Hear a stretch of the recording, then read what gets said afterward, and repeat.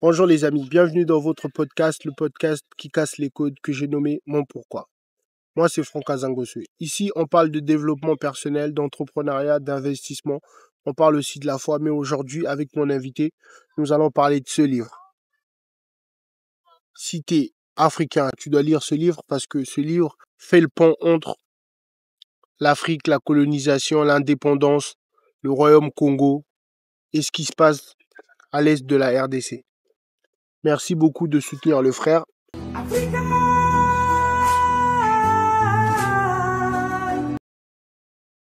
Bonjour frère. Bonjour. Ça va ou quoi? Ça va super bien et toi? Si tu vas bien, je vais bien. Nickel. Est-ce que tu peux te présenter s'il te plaît pour les personnes qui vont te découvrir dans le podcast, s'il te plaît? Du coup, je m'appelle Xavier Makanta, j'ai 25 ans et je viens de me lancer dans l'écriture. Donc je suis un jeune écrivain, jeune congolais, patriote aussi. Et c'est un plaisir pour moi de passer sur ta chaîne. Merci. Donc voilà, hein, je suis marié à une seule femme. Et tu fais des thèmes sur la polygamie. Et je viens tout récemment d'être papa d'une petite fille. Félicitations. Merci. Bon, déjà, je sais pas par où commencer. Est-ce qu'il faut commencer par parler de ta vie de famille ou le livre? Bon, moi, je préfère d'abord le livre. Ok, on y va. Et on parle précisément de ce livre. Si tu peux montrer ton livre Au-delà des ombres. À ta caméra. C'est ça. Ta caméra aussi. Yes. Bon, qu'est-ce que le livre nous raconte, sans vraiment rentrer ou spoiler, tu vois, sans vraiment rentrer trop dans les détails. On va essayer de faire un petit résumé. Le livre, il va prendre en compte déjà des réalités, les réalités de la République démocratique du Congo, principalement à l'est du pays, là où il y a des guerres depuis des années à cause des minerais qui sont dans le sous-sol en tout cas du Congo. Et le livre Au-delà des ombres, il met en avant un personnage que j'ai créé qui s'appelle Amani. C'est une jeune fille qui grandit à l'est du pays dans un village fictif qui s'appelle Kazima. Et elle est née donc d'une famille nombreuse. Bon, ça va, on va dire que ça va. Comme nous les Congolais, on est à peu près 2 ou 3 frères et sœurs. Voilà, donc elle a elle a un grand frère et un petit frère. Ouais. Et elle est avec ses parents. Donc son père et ses frères travaillent dans des mines. Justement, ils travaillent dans ces mines-là de cobalt, de coltan, ils vont extraire les minerais dans le sol de la terre. Okay. Et sa mère, c'est une guérisseuse traditionnelle. Oui. Donc elle va contribuer. Sa mère s'appelle Malaika. Voilà. Son père Kambale, son grand frère Bemba et son petit frère Maté. Marthe ou Maté? Maté. Ah, yes. Moi dans ma tête, j'ai Marthe. Dans Maté. Et donc ils vont ensemble, ils vont essayer ils ont une philosophie d'un lendemain meilleur pour le village Kazima et même pour la République démocratique du Congo. Et Amani, elle a une très grande, je l'utilise souvent dans le livre, donc résilience. Ça veut dire que peu importe les défis qui se mettent face à elle, elle est toujours déterminée à se dire, là il y a un défi là, mais ce défi-là, peu importe ce qui se passe, on va aller justement au-delà des ombres. Comme la femme africaine, quoi. Comme la femme africaine. T'as tout compris. Bon, moi, j'allais me dire, bon, ok, l'histoire, ça parle précisément de Amani. Ouais. Mais Amani, elle a quel âge? Et c'est à quelle époque? Alors, c'est en 2024, c'est cette époque-là, et je fais exprès de pas mentionner l'âge de la jeune fille. Mais on va dire qu'au début de l'histoire, elle a entre 13 et 15 ans. Okay. Et à la fin de l'histoire, elle a la trentaine, ou on va dire 32 ans à peu près. Alors, mais le père, tu m'as dit que le père de Amani travaillait avec son frère. Avec les frères. Mais aujourd'hui, pour être clair, Kazima, c'est une ville que tu as imaginée. Mais, en gros, dans la réalité, c'est l'est de la RDC. On peut dire Goma. Oui, Goma. Voilà. Kivu, tout ça. Donc, est-ce que tu trouves pas que depuis cette époque jusqu'à aujourd'hui, on a l'impression que peu importe les années qui passent, ça ne change pas. On a l'impression d'être toujours à l'époque, même avant la colonisation. Tu veux dire en termes de travail? Oui, en termes d'exploitation. Avant la colonisation, non, le Royaume Congo, j'estime qu'il n'était pas... Oui, mais il travaillait déjà, parce que dans ce livre, on parle avant que Diego Cao arrive. Il travaillait... oui, on parle de ça, j'en parle de Diego Cao. Voilà, justement, moi j'essaye de pour ne pas spoiler, Ok, tu vois, là, je suis j'essaie d'accord avec de ce que tu donner dis. quelques... Je vois ce que tu veux dire. Mais le truc, c'est qu'avant, les familles, elles travaillaient pour leur propre compte. Ou alors Ok. pour l'enrichissement du village ou du pays dans lequel ils Parce que étaient. t'en parles dans le livre. J'en parle dans le livre. Voilà. Et le truc, c'est que, après la colonisation, Ok. on travaille, mais c'est pour les autres. C'est pour les autres. Et c'est ça le problème. C'est surtout ça le problème. On va en arriver. Donc, ce livre, ça fait un peu le lien entre Kazima, Ouais, l'est de la RDC, Goma. ouais. Corrige-moi hein, si je me trompe. C'est ça? Le royaume Congo. Oui. Parce que tu identifies Kipavita, tu identifies aussi Simon Kimbangu. Oui. Et ça fait aussi le lien avec la colonisation. Qu'est-ce que tu peux nous faire par rapport à ce petit résumé? Alors, le résumé, Qu'est-ce qui t'inspire vraiment de parler de ces trois trucs en même temps? bah, le truc, c'est qu'aujourd'hui, ce qui se passe à l'est du pays, on va dire qu'aujourd'hui, il y a plus de colonisation parce que le Congo est indépendant depuis 1960. Indépendant, mais dans le Voilà. livre, tu précises aussi quand même Je que précise que c'est une soi-disant je suis indépendance. très d'accord avec toi. Bah, parce que pourquoi? Aujourd'hui, les minerais sont extraits majoritairement, on peut le dire par Apple, par exemple. Bien sûr. C'est une multinationale américaine. Les États-Unis, dans l'histoire, n'ont rien à voir avec le Congo. Mm. Au pire des cas, une entreprise belge, je comprends le lien. Je peux le comprendre, entre guillemets, Bien parce que sûr. c'est un lien, c'est un sale lien. C'est un sale lien. C'est très sale. Mais il y aurait un lien. Parce que les Belges sont venus au Congo pour coloniser avec Léopold II. Oui. Mais les Américains, c'est quoi le rapport qu'il y a entre les Américains et l'Est de la RDC? Il n'y a Voilà. aucun rapport. Et pourtant, cette colonisation, pour moi, elle perdure. Parce que eux, ils s'enrichissent, Oh. ils sont multimilliardaires, Oh. multimilliardaires. Multi. Et en contrepartie, Kambale, Bemba, Maté Oh. et la famille de Amani, bah, ils galèrent. Le papa, c'est un chasseur, il cueille des fruits, il va chasser, alors que les minerais qu'il extrait, ça vaut des milliards, mais dans un autre pays. Et même les minerais, ça crée beaucoup de problèmes de santé. Et mais c'est ça le truc. Et Voilà. le pire, c'est qu'ils travaillent, mais ils sont même pas protégés. Ouais. En plus d'être sous-payés, c'est qu'ils sont même pas protégés. Ils sont même pas. Je sais même pas comment ça s'organise là-bas. Qui leur fournit. En fait, c'est grave. C'est-à-dire qu'il y a des personnes qui viennent, qui leur fournissent des soi-disant outils de sécurité pour qu'ils travaillent sous la terre. Ils sont payés moins d'$1. Et les minerais en question, c'est fait pour faire des iPhones à des milliers d'euros. Et je confesse que moi-même, j'ai déjà acheté. Oui, mais je voulais en arriver. On est au courant de tout ça. Les Africains, tout le monde. Toute l'Afrique, on est au courant que Tesla, Apple, les voitures aussi. Samsung, ils utilisent nos minerais pendant que nos frères meurent.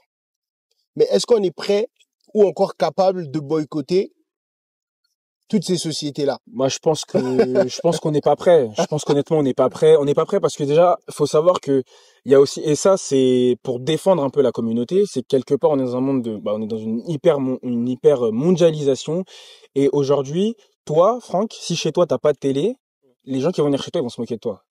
Principalement les gens de la communauté. Oui, c'est sûr, c'est Ils sûr. vont se moquer de toi parce que t'as pas de télévision. T'es un pauvre. Voilà, t'es un pauvre. C'est ça, exactement. Ça veut dire que t'es un pauvre, ou ils vont dire que, aux Ayuma, enfin, voilà, tu vois, c'est ça qu'ils vont dire. Alors que, en réalité, les personnes très aisées, quand tu regardes bien chez elles ont même pas de télévision. Ils suivent même pas la télé. Voilà.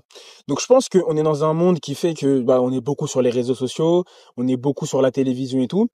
Et on nous fait croire que la vie réussie, c'est une grande maison avec la télé, avoir un iPhone. Il y a des jeunes aujourd'hui qui pleurent parce qu'elles ont pas l'iPhone. C'est sûr. Tu vois. T'en as qui se prostituent même pour en avoir. Voilà. D'ailleurs, j'ai écrit un prochain livre sur le proxénétisme, qui est donc les jeunes filles qui sont vendues en proxénète. Ouais, exclu, c'est grâce à toi. Je suis en train d'écrire justement un roman sur ça pour sensibiliser à ça aussi. Il y a des jeunes filles qui ont beaucoup de valeur, qui pour moi ont beaucoup de valeur. Elles sont prêtes à se vendre pour des iPhones. Et quand tu regardes l'arrière-plan, où tu dis qu'en fait, moi je pleure parce que j'ai pas d'iPhone et je suis prêt à donner mon corps pour cet iPhone, alors qu'en vrai, il y a déjà du sang qui coule pour créer cet iPhone, c'est de la bêtise. C'est de la pure bêtise. Voilà. Littéralement. Mais le truc, c'est qu'aujourd'hui, ce qui est répandu, c'est ça. C'est le bling-bling, le m'as-tu vu. Il faut toujours avoir les choses dernier cri. Si t'as pas les choses dernier cri, t'es pas dans le mood ou dans je sais pas quoi, et on se moque de toi. Donc je pense pas que les gens sont prêts à supporter les moqueries. Je pense qu'il y en a qui veulent vraiment boycott. Je pense que dans leur cœur, ils se disent, mais en vrai, l'appareil que j'ai entre les mains, c'est nuisible. Mais en même temps, t'as la pression sociale, où tu dis, mais en fait, si j'ai pas ce dernier truc-là, je vais être vu comme ci, comme ça, et je suis pas prêt à ça, tu vois. Alors qu'en vrai, les révolutionnaires, c'est des gens qui ont été prêts à vivre à l'encontre de leur société totalement, mais pour changer les choses. Mais moi, je veux revenir un petit peu en arrière. Mm. Par rapport à l'histoire de Amani, parce que ça, c'est comme si c'était notre sœur, Ouais, c'est notre sœur, clairement. disons. Mais quand Amani, par exemple, elle est à Kazima Mhm. et qu'elle voit le village, il y a eu un problème, ils se font attaquer. Oui. Comme aujourd'hui aussi, on voit que ça continue. Mhm. Il y a un problème et tout, et qu'il y a même les colons qui viennent. Et eux, ils découvrent les uniformes des Whites. Ils disent, ah, mais c'est quoi ça? Ils sont impressionnés. Mais qu'est-ce que tu penses de la colonisation et l'indépendance, soi-disant indépendance? Est-ce que tu penses que nos aïeux ont pu signer des accords, ils ont bouffé un peu des sous Mhm. pour nous vendre? Parce que pour moi, l'indépendance, c'est l'indépendance des pays africains. En tout cas, pour moi, l'indépendance des pays africains, c'est une alliance entre le colon et les nègres de maison pour continuer à Je suis totalement fouetter d'accord. les autres. Mais je suis entièrement d'accord. Comment tu peux parler d'une indépendance quand à chaque... On parle d'indépendance. Et pourquoi, quelques mois après, Patrice Emery Lumumba, par exemple, il se fait assassiner? Parce que il a l'objectif de développer la nation congolaise. Le problème, c'est que s'il développe la nation congolaise, ça va pas arranger les soi-disant ex-colons. Donc, pour moi, justement, souvent, je me pose la question, je me dis, mais à l'époque du Royaume Congo, avec bah, quand il y avait les Ndinga Kuvu, tout ça, je me suis toujours posé la question, mais quand les Portugais sont arrivés, ils ont pas vu qu'ils venaient avec une pression dans le sens de nous exploiter, ou alors est-ce que les Portugais ont réussi à adoucir le roi, à essayer de le faire danser, ou est-ce que vraiment, je me pose la même question que toi, quelque part, il n'y a pas eu une contrepartie de, écoute, on te fournit ceci, cela, cela, et derrière, tu nous laisses la main mise sur ton pays, ou sur ton royaume, pardon. Et derrière, toi, tu seras tranquille, toi et ta famille. Parce que quelque part, à aujourd'hui, on regarde l'Afrique et les différentes positions des chefs d'État. Bah, quelque part, c'est la question que tout le monde se pose. C'est que vous voyez que le pays se fait exploiter. Mais est-ce que il y a une contrepartie derrière qui fait que vous ne bougez pas le petit doigt?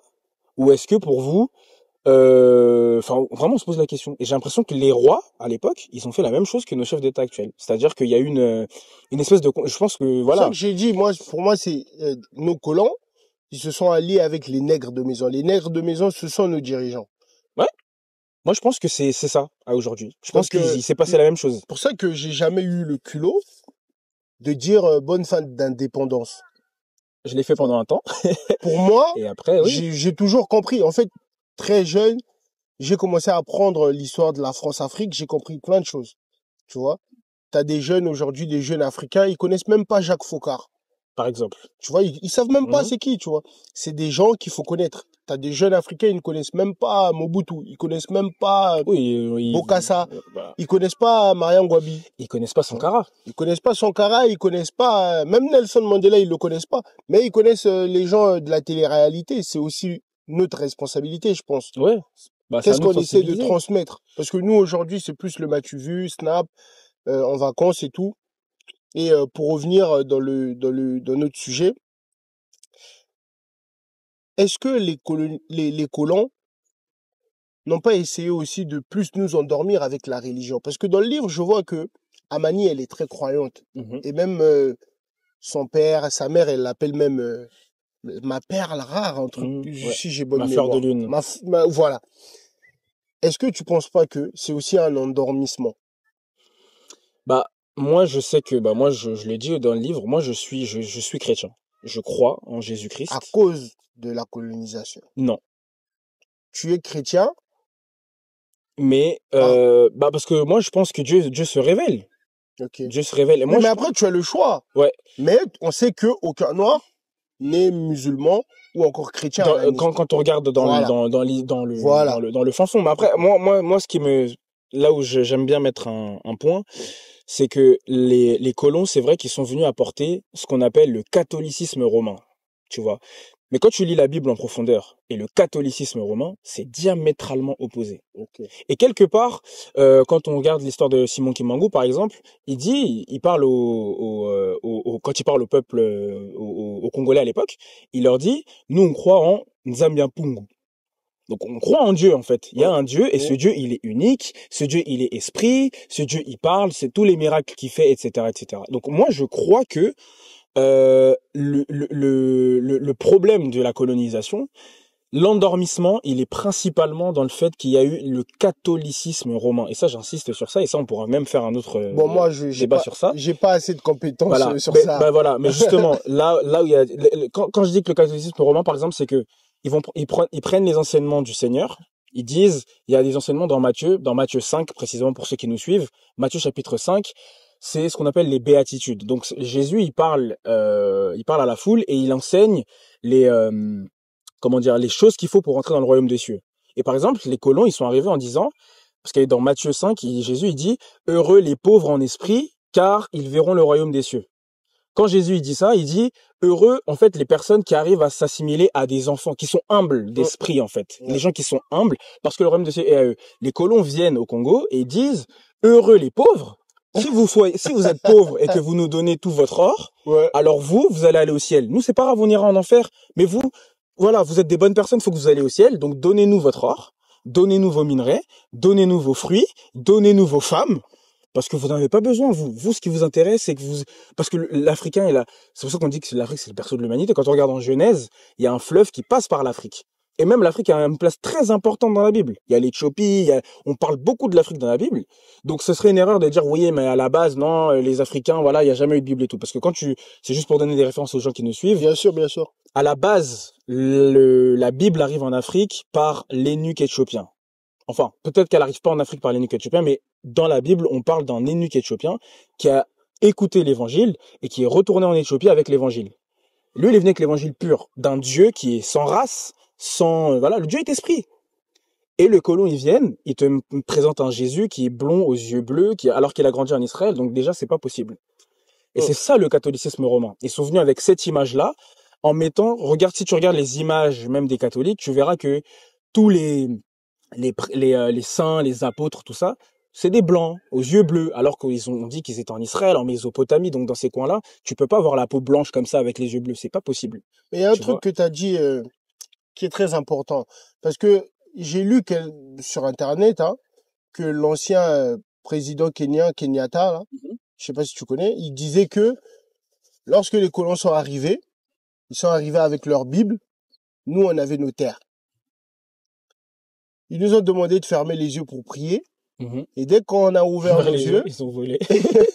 Ils avaient nos terres et nous, on avait les Bibles. On avait leur Bible. Tu vois, c'est ça, en fait, c'est ça que je dis, c'est que pour moi, même quand tu regardes l'histoire des Bibles en question, il y a plein de traductions, il y a dans l'histoire, quand tu t'intéresses à l'histoire vraiment du christianisme, tu verras que il y a beaucoup de traductions qui ont été faites justement pour ça. Pour voler, pour dire que voilà, mais regardez, Jésus, il a dit ça, Jésus, il a dit ci, vous en avez pas besoin. Et c'est ça le problème.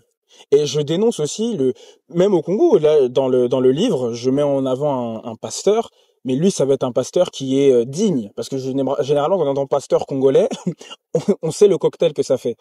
Mais quelque part, c'est pas à tort. Même les Congolais aujourd'hui, il y en a beaucoup qui sont asservis. On va même pas parler de la colonisation.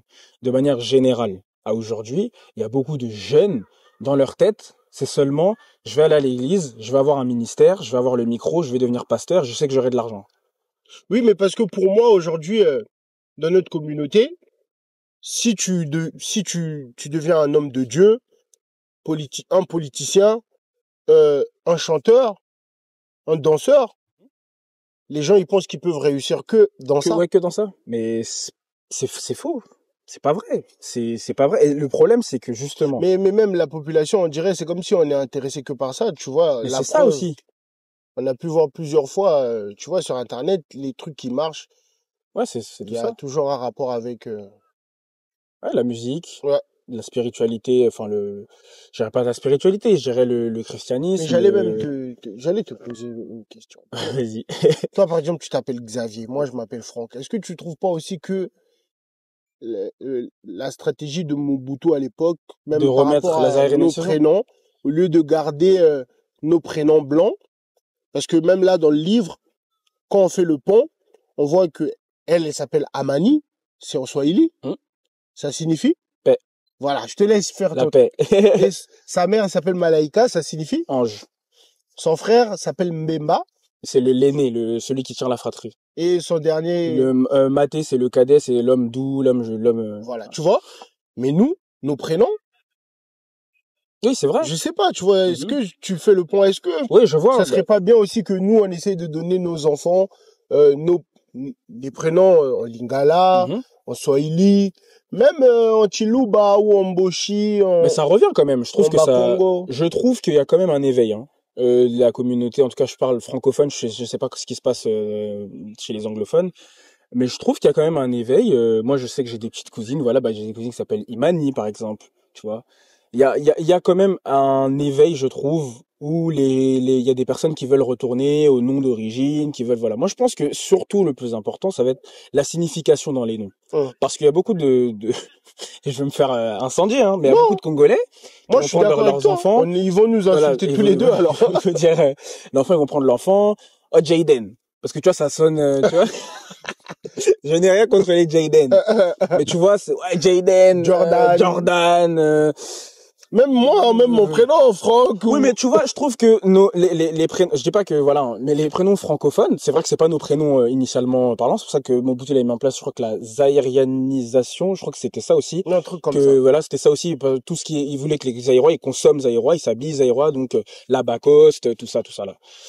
Et je pense que voilà, Franck ou Xavier, ça reste des prénoms, bon, ça fait très francophone, mais comment dire, il n'y a pas une recherche de style. Moi, je sais que mon père, il voulait m'appeler Xavier, parce que lui, quand il était plus jeune, ses collègues, il l'appelaient Xavier. Voilà. Alors qu'il s'appelle Ferdinand, mon papa. Hein. Okay. Mon papa, que je salue. Il s'appelle Ferdinand. Mais ses collègues l'appelaient Xavier. Ma mère, elle a adhéré le prénom, ils m'ont appelé Xavier. Mais aujourd'hui, tu vois, les gens de nos âges, on va essayer d'appeler nos enfants, ouais, voilà, comme Jordan, Brandon, Jaden, Brenda, Brandy. Ça fait un peu à l'américaine, tu vois. Et je pense que, ouais, il faut... Mobutu n'avait pas tort dans ce sens-là de se dire, en fait, à la base, on avait nos prénoms aussi.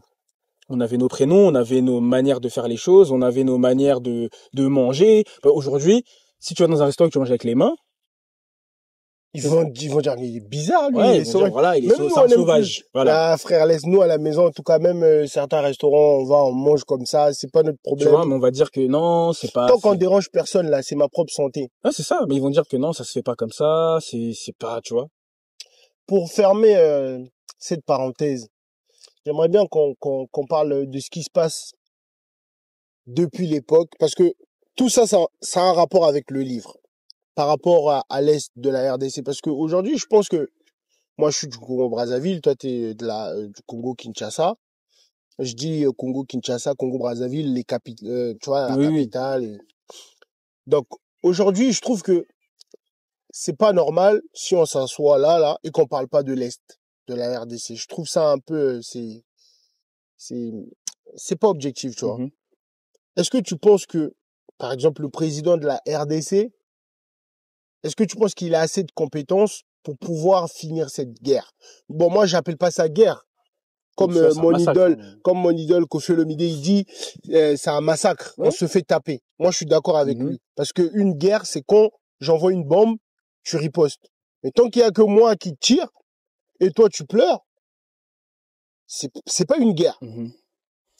Moi, je me suis pas, honnêtement, sur l'historique de sa candidature, tout ça, là, c'est vrai que je connais pas. Moi, je sais, j'ai tombé sur une interview où il dit que si demain, il y a le Rwanda ou l'Ouganda qui vient et qui ne fait ne serait-ce qu'une escarmouche, il allait riposter. Jusqu'à aujourd'hui, je crois qu'il y a eu des, parce je vais parler comme le Seigneur, hein, je vais dire, on reconnaît un arbre à ses fruits. Si au moment de l'escarmouche, il n'a pas su riposter, on peut se poser des questions en ce qui concerne Oui, mais il a dit ça à quel moment? Ah ben c'était une interview. Oui, mais il a dit ça au moment où il a représenté sa candidature. Il voulait redevenir... C'est vrai. Donc, il a amadoué le peuple. Moi, en tout cas, je pense que la RDC, mérite encore d'avoir un président militaire? Ben, je pense que c'est ce qui se passe aussi au Burkina Faso, par exemple, hein, Quand il y a un président militaire, la vision, elle est différente. Tu vois ce que je veux dire? Ils savent gérer. Alors que nous, tu vois, on est civils, on n'a pas vraiment cette façon de tenir le pays, tout ça. Regarde, moi, par exemple, au Congo-Brazzaville, il n'y a pas. Pourquoi? Parce que le président, c'est un militaire. Il est là depuis des années, il tient l'armée, il sait ce qu'il fait. Mais déjà, le président de la RDC, j'ai l'impression, on dirait, il contrôle pas. Et je pense qu'il n'est pas assez bon pour diriger ce pays-là. Je pense qu'il faut un nouveau président militaire en tout cas. Mais ça peut se faire que je sais pas comment ça peut se faire parce que Moi, finalement. je pense. Et après, il y a trop de corruption, il y a trop de Bah, le truc c'est que en vrai nos présidents ils sont nommés. C'est pas eux, Oui. il y a pas d'élection pure où vraiment il y a un président qui, parce que le but c'est que les minerais ils profitent bien à quelqu'un, mais ça peut pas profiter aux Congolais pour le monde, hein. Oui, Pour oui, le c'est monde sûr. ça peut pas profiter aux Congolais, donc ils placeront Oui. forcément quelqu'un Oui. qui va avantager le commerce des minerais. Oui, mais Tu mon vois. frère, moi, je suis d'accord. Tous les présidents africains volent quelque part. Bah oui. Mais sauf que là, lui, il a un vrai problème. C'est un massacre. Il se fait massacrer. Son peuple se fait massacrer. Bon, pas lui, hein, parce qu'il Mais dort bien peut-être, à oui, Kinshasa. mais peut-être que lui, il est pas, c'est ça que tu dis, c'est que peut-être que lui, je pense il y en a aucun qui est vraiment interpellé. Moi, je pense aussi, s'il déplace la capitale, genre, par exemple, il enlève à Kinshasa, il le ramène à Goma. Je pense que ça peut être une solution Les militaires, le gouvernement, ils viennent tous s'installer à Goma. Tu vois où il y a la guerre? Quand on met une capitale, ça veut dire que tout le monde va venir là. Le gouvernement, les militaires. Je pense que là, ça va faire quelque chose. C'est vrai, j'avais jamais pensé à ça. Tu vois? C'est vrai, j'ai jamais pensé à ça. Ça serait bien, tu vois, déjà, d'avoir un président militaire. 2, déplacer la capitale. Parce que Kinshasa, c'est à côté de Brazzaville. Nous, on n'est pas dangereux. Nous, la guerre, ça nous intéresse pas, tu vois. Déjà, même chez nous, notre président, il est là, ça fait des années. Les gens ne sont pas, ils font pas bon, il y a des manifestations, mais c'est une minorité, tu vois ce que je veux dire? Le Congolais, en général, il aime bien la paix, il aime bien faire la fête. C'est vrai, tu vois. Et ça inquiète un petit peu, tu vois, parce que ça dure, tu sais, ça a commencé, je pense qu'on n'était même pas encore là. Ouais. Je crois que c'est 90 ou ça a vraiment commencé. Tu vois. Dans les années 90. Oui, mais même avant ça, là, c'est confirmé. Oui, avant ça, avant aussi, je pense que, tu vois, c'est vrai que c'est, parce que même si tu quittes Goma, tu viens, par exemple, à Kinshasa, l'inflation, c'est un truc de fou. Ouais. C'est vrai. La bière, c'est $1. Bon, tu sais très bien. Hein, mais c'est vrai, mais tu sais, sauf qu'un dollar. Le problème, c'est même pas que ce soit $1, c'est que derrière, le salaire ne suit pas. Voilà. C'est ça le problème. Déjà, le minimum pour un homme, si tu arrives à manger. Ouais, déjà. Tous les jours. Tous les jours, c'est un au moins 2 fois et tu payes ton loyer. C'est un exploit. Mais il n'y a même pas de travail. Voilà. Ou le travail, c'est au prix de la corruption. Il y a plein de jeunes filles qui témoignent, tu vois, tu regardes des reportages, hein, qui témoignent que voilà, pour avoir leur travail, elles ont dû aller avec le chef, elles ont dû faire ceci, faire cela, et donc du coup, dans la capitale, c'est pour ça que aussi t'as les jeunes Koulouna. Bon, après, nous, on n'a rien contre les dirigeants ou quoi, mais on essaye quand même de dire la vérité. C'est pas vraiment, on s'intéresse pas trop à eux. C'est ça, le but, c'est qu'en fait, on veut que les choses changent. Il faut qu'on dise aussi, parce que je pense qu'on est là, ok, on aime bien parler de nos projets, on aime bien parler d'argent, mais il y a aussi ce côté où on doit penser à nos frères, parce que nous, ici, on a quand même ce privilège, on peut dire certaines choses avec la liberté d'expression, mais nos frères qui sont en Afrique, ils ont un peu peur, ils peuvent se faire buter, tu vois. Donc ils ont peur à raison. Hein. On peut au moins essayer de faire quelques petits trucs sans vraiment s'attaquer à une personne, parce que déjà c'est nos papas, tu vois, il faut respecter aussi, tu vois. Oui, bah, bien sûr, tout dans le respect, mais je dis toujours, le respect, ça n'exclut pas le fait que voilà, on peut dire, on revendique des choses. Nos parents, hein, quand ils déconnent, non, maman t'as tort, papa t'as tort. Mais parlons de ça aussi, tiens, dans la communauté, la parentalité dans la communauté. mais ça c'est quelque chose, c'est africain, tu vois. Ouais. C'est pas que nous, tu vois, c'est tout le continent, nos parents. Généralement, tu peux pas discuter avec c'est difficile d'avoir une conversation, de dire que t'as un truc qui t'a pas plu à tes parents. C'est compliqué. Hein. Bon, moi, j'ai quand même eu la chance. Bon, moi aussi. Ouais. Hein. Bon, après, ça aussi, c'est quand tes parents, ils sont ouverts, quand ils voyagent, ils ont vécu plein de choses. Mais toi, si tes parents, ils sont nés à Kin, ils sont à Kin, ou ils sont nés à Brazza, ils vivent toujours à Brazza. La mentalité, elle est pas pareille. C'est vrai aussi. Mais plus tu sors du pays, plus tu essayes de bouger. Ça nourrit un truc, je sais pas, même ta façon de vivre. Tu sais, au bled, moi, par exemple, j'ai des oncles, quand ils arrivent dans un magasin, ils ont besoin d'une paire. Pesanga li papa wana, pesanga o. Tu vois, quand ils arrivent en France, quand ils font ça, nous, Ouais, bah oui. s'il te plaît. Oui, tu oui, vois, c'est vrai. ils ont pas ce truc-là, mais c'est pas de leur faute. C'est vrai, c'est vrai. aussi, tu vois, je sais pas. Non, c'est vrai, t'as raison. Mais je voulais aussi te dire, par rapport à tout ce qu'ils disent que nous, les Noirs, on n'aime pas lire, comment toi, un jeune, qu'est-ce qui t'inspire pour écrire ce livre? Ils te disent qu'il y a, moi, ça pour moi, c'est des stéréotypes, hein. Bah oui, c'est des stéréotypes. Si tu veux cacher la vérité à un noir, mais ça, faut le mettre grave. dans un livre. Cette citation, elle est très grave. Elle est très très grave de dire que si tu veux cacher quelque chose à un Africain, à un Noir, ben il y a qu'à le mettre dans un livre. C'est faux. Je pense que les gens ils se disent que voilà, les Noirs, tout ce qu'ils aiment, c'est la musique et les femmes. C'est généralement ça que le divertissement, où il y a un peu de violence, un peu de voilà. Bah la preuve que non, tu vois, là on parle d'un livre, on parle de oui mais mon frère, il faut quand même essayer de faire ton expertise. Tous les jeunes Congolais que tu connais, est-ce que c'est une majorité qui font des choses comme nous ou c'est une minorité? Non, c'est vrai que c'est une minorité. Alors moi après ce qui m'a inspiré. Donc, c'est un peu vrai, c'est un peu faux. Ouais, c'est vrai. Non, c'est vrai, moi tu vois ce que je veux dire? Il y a du vrai. C'est raciste. Mais il y a du vrai. Il y a du vrai dedans aussi. Parce que nous, en général, comme j'ai dit dans ma vidéo, on lit beaucoup la Bible et encore, je veux dire quelque chose. Moi, il y a un truc typiquement, il y a beaucoup de Congolais qui fréquentent les églises. Quand tu regardes leur comportement et tu regardes ce qui est écrit dans la Bible, tu comprends que c'est des gens qui ne lisent pas. Parce que quand tu vois quelqu'un qui te dit, un pasteur qui te dit que voilà, il sert le Seigneur, mais que il dépouille une maman qui a un enfant, qui pleure pour essayer de soigner son enfant, et que lui, il lui dit que le seul recours c'est la prière au prix de payer 150 € ou 150 $, bah c'est des gens qui lisent pas ou qui font exprès.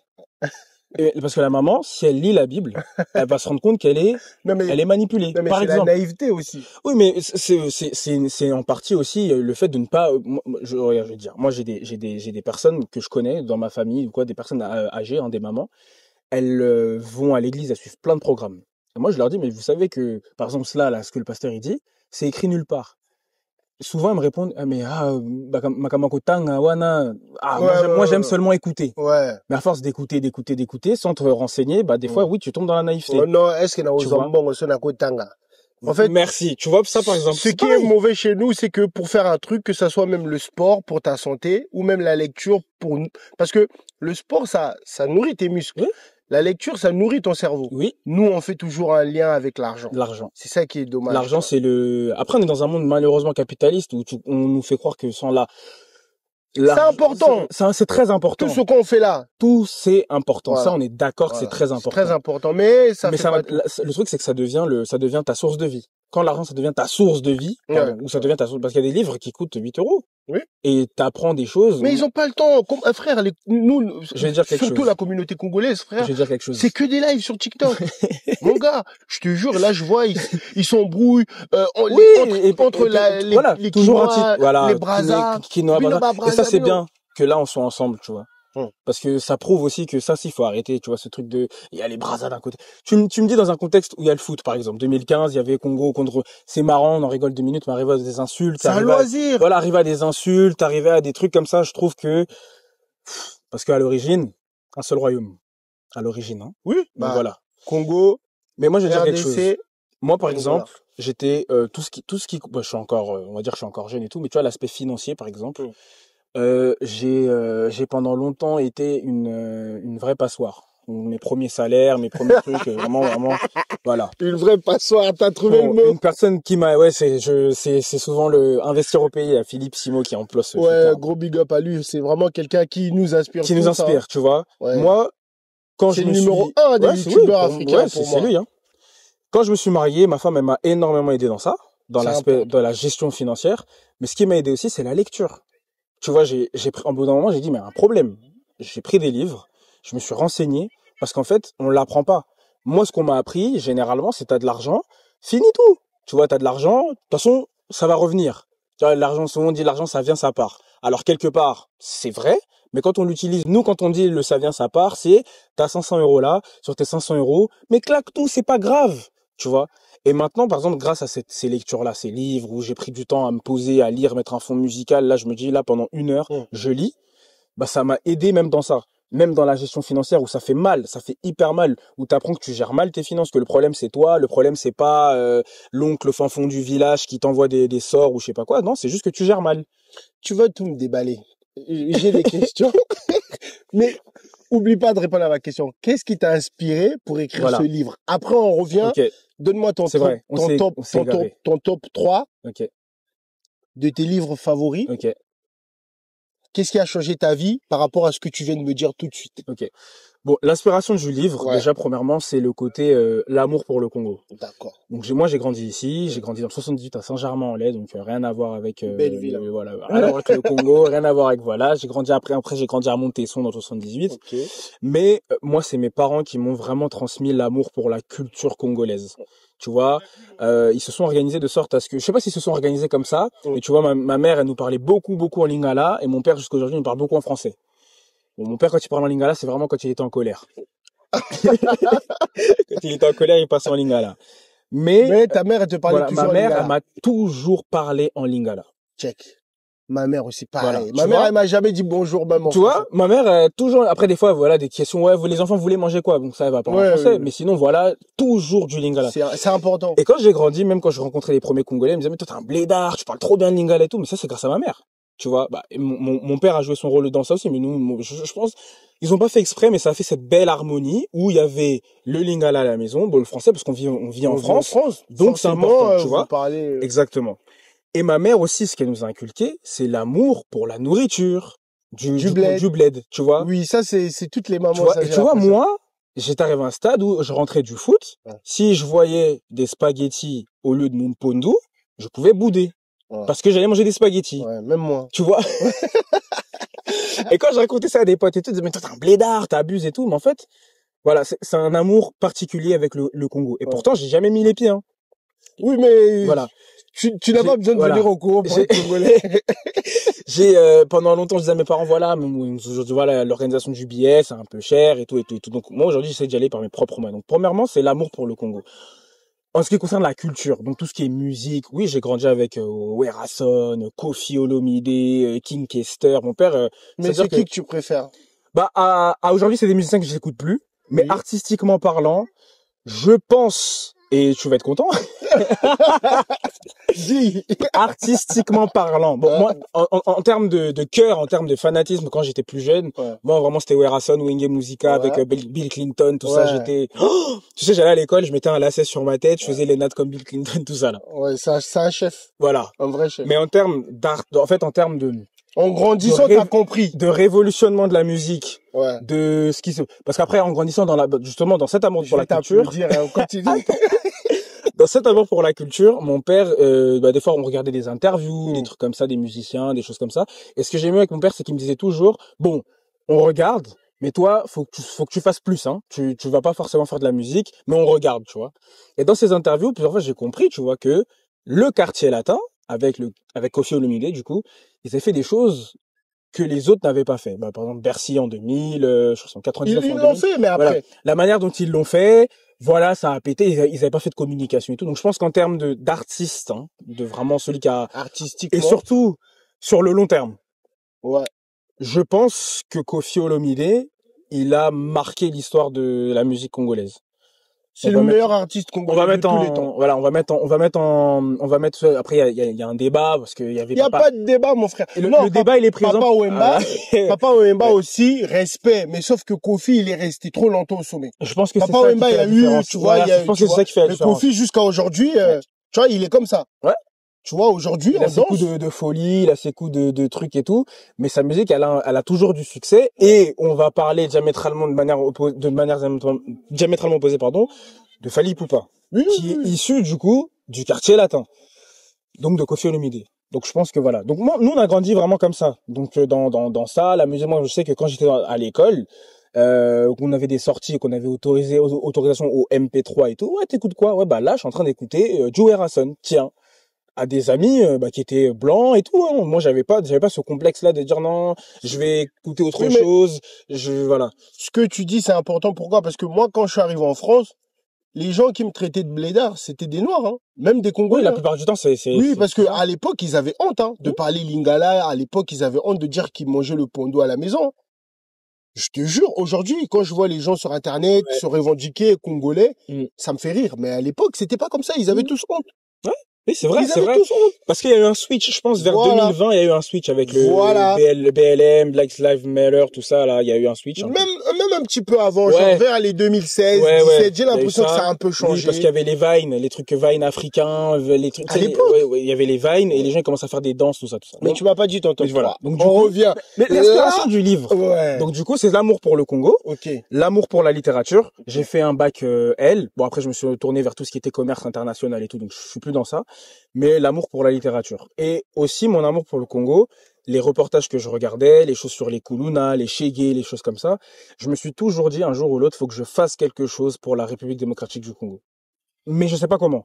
Alors, bon, je sais un peu écrire, j'ai un peu un talent dans l'écriture.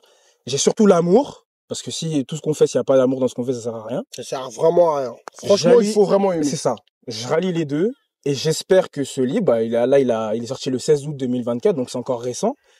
Et que ce livre-là, il va toucher la diaspora et que derrière, ça ouvre les yeux sur ce qui se passe au Congo pour que les Congolais, en fait, pour qu'on aille à leur aide, en fait, à notre échelle. Et quand je dis notre échelle, je dis ça parce que, moi, voilà, hein, je suis un jeune en France, j'habite, en Seine-et-Marne, j'ai à peine 25 ans, j'ai pas le pouvoir de changer les choses. Mais à ma petite échelle, avec ce qu'on fait, j'essaie de transmettre quelque chose pour changer. Il y aura des gens, plus ça va se faire. Voilà, c'est ça. Mais ton top 3? Bon, mon top 3. Voilà. Alors, le premier livre qui a changé littéralement ma vie, comme je l'ai dit, attention, moi, j'ai donné ma vie à Jésus-Christ en 2015, ça a été la Bible. Amen. Qui m'a révolutionné, qui m'a changé. C'est important, hein, la Bible. Ouais, pour moi, c'est le premier livre de développement personnel. Je l'ai dit dans la vidéo. Oui, tu l'as dit. Tu l'as dit, j'avais suivi. Par exemple, avec la sagesse de Salomon. Par exemple, le proverbe. Plein de trucs. Voilà. La reine Esther. Tu vois, moi, ma mère, elle s'appelle Esther aussi, tu vois. Donc, c'est très important de lire la Bible, mais il ne faut pas que lire la Bible. C'est ça que je dis. C'est là où ça devient jusqu'au le débat, entre guillemets. Bon, moi, la Bible, ça m'a changé, ça m'a permis de réaliser que j'avais un créateur, que le créateur en question, il a un plan pour ma vie, et dans son plan pour ma vie, j'ai certaines choses à faire, certaines choses à pas faire. Quand tu comprends ça, en tout cas, parce que le problème, c'est que la Bible, elle peut être lue, et finalement, c'est ça dont on parle au Congo, ça devient une distraction. On lit que ça, on fait que ça, et t'es plus productif dans ta vie, t'es à l'église de lundi à lundi, c'est pas ce que le créateur nous demande. Voilà. Il y a une mission sur la terre. Ouais. Cette mission-là, c'est le but de ta vie. Et par rapport au but que tu as dans ta vie, lui, l'esprit t'accompagne, et justement, la parole, elle va t'aider c'est pour ça que tu dois gérer ton temps. Par exemple, il y a des versets qui disent, rachète le temps. Parce que les jours sont mauvais. Donc ça t'aide à être productif, ça t'aide à avancer dans ta vie.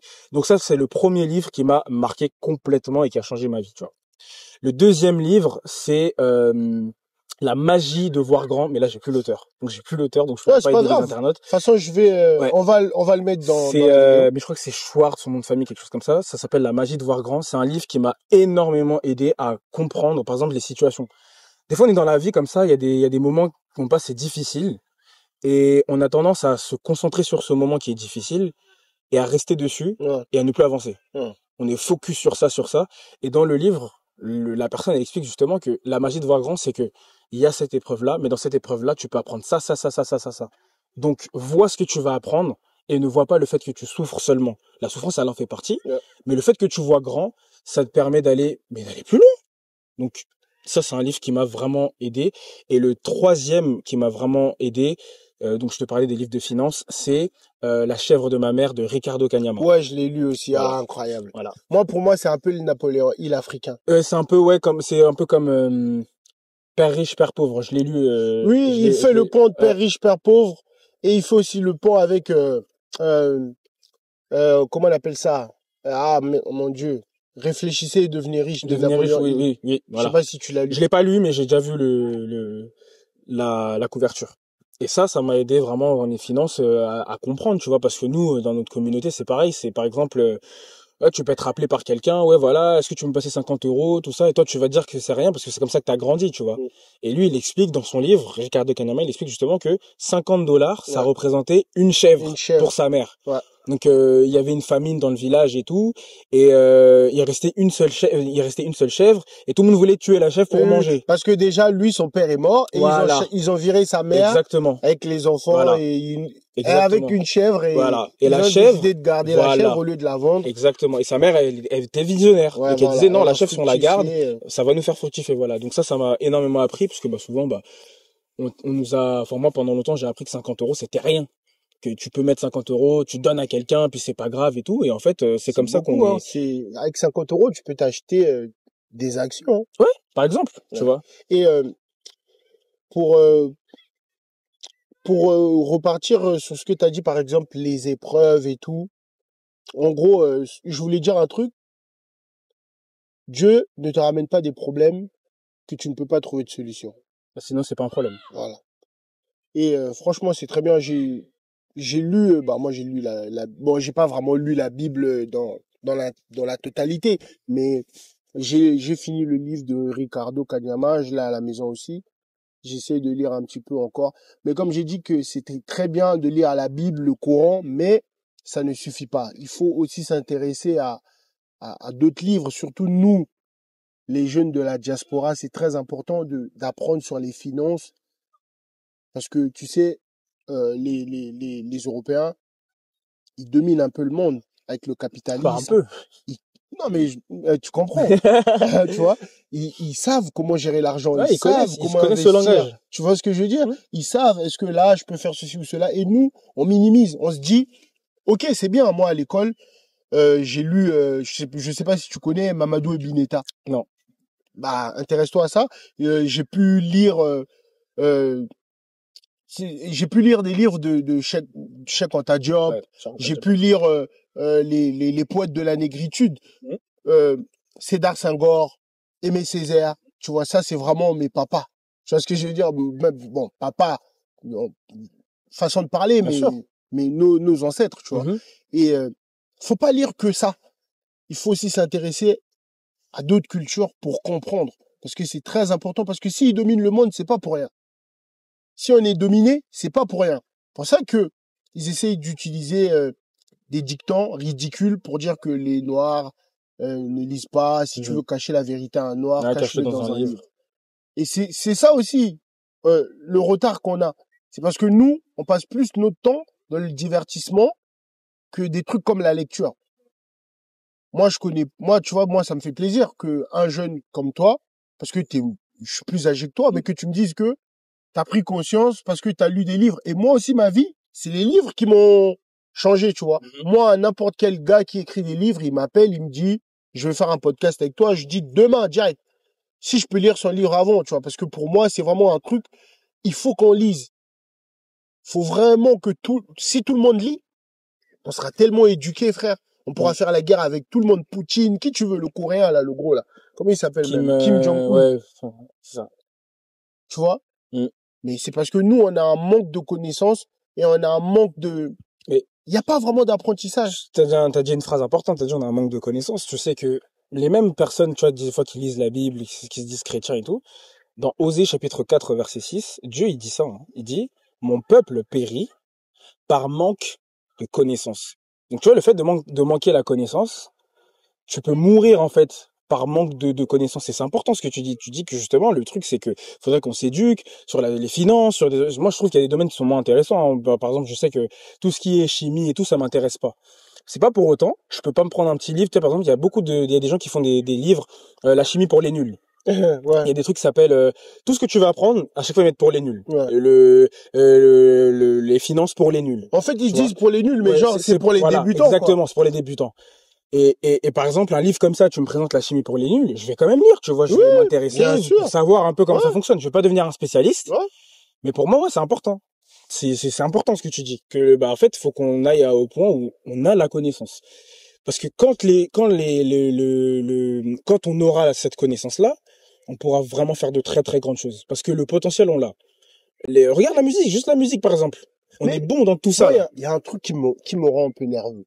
Comment est-ce que des fois, t'as des gens, on peut dire, des analphabètes en Afrique qui ne savent pas lire et écrire, mais ils connaissent les versets bibliques par cœur. Comment? Non, mais, Mais ça, c'est pareil, non, mais c'est ce qu'on dit. c'est vrai ou pas? Tu sais qu'à Kinshasa, il y a plus de 10 000 églises. Oui, mais Bah, je sais pas comment ça se passe dans toute l'Afrique, il y a trop Oui, d'églises. même au Nigeria et tout. Regarde, par exemple, bon, ok, on a parlé de l'Est et tout. Nous, moi, en tout cas, ce que je veux dire, c'est que les Rwandais, ce sont pas nos ennemis. Ça, c'est un problème entre dirigeants. Oui, entre dirigeants. Parce que c'est pas un Rwandais qui est venu tuer un Je suis frère. d'accord. Voilà. Je suis d'accord. Parce que t'en as qui mélangent un peu tout. Bah oui, dès qu'ils Et vont en Rwandais, dès qu'ils vont en déjà Rwandais- Congo et déjà Kinshasa Brazza, c'est tendu. Alors quand ouais. En fait, on est que dans la bêtise, frère. Tu vois, regarde. Tu quittes la France, tu vas en Belgique, il y a un péage. Nous, tu dois traverser, tu dois présenter ton passeport, nanani. Alors que normalement, on parle de Africains à Union, normalement, on doit circuler en Afrique sans Je suis visa. d'accord. Déjà, on nous a divisés dans la religion. On nous a divisés même dans notre façon de penser.